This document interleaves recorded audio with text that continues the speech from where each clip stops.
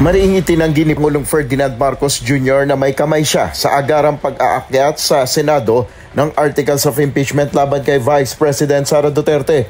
Ay kay Pangulong Marcos, walang kinalaman dito ang ehekutibo. Sa kabila nito ay nakausap niya ang ibang mga mambabatas, kabilang na si House Speaker Martin Romualdez ukol sa isyung ito. No, the executive cannot have a hand in the impeachment. Walang role ang executive sa impeachment. Of course, did we discuss it with the Speaker? Did we discuss it with the other congressmen? Of course. And tinatanong, anong plano ninyo? Ano ba talagang gusto ninyong gawin? And that's it. Well, nandito na ito. Hindi na namin maiwasan. Dagdag pa ni PBBM, kumonsulta rin sa kanyang anak na si Ilocos Norte 1st District Representative Sandro Marcos ukol sa impeachment. Ayon sa Pangulo, sinabihan lang niya kanyang anak na gawin kung ano ang kanyang mandato. So sabi ko, andyan na tayo, sabi ko kay Kong Sandro, sabi ko sa kanya, the process has already begun.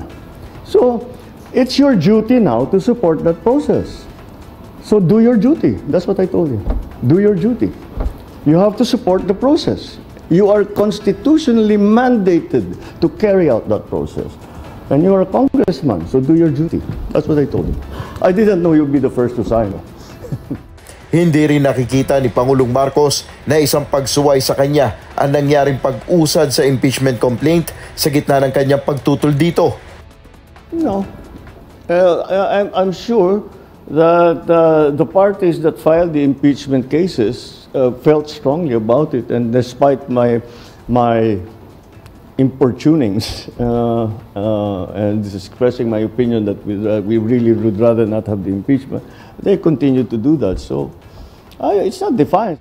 Handa rin si Pangulong Marcos na aprubahan ang special session ng Senado kung ito ay hihilingin sa kanya para talakayin ang inihaing articles of impeachment.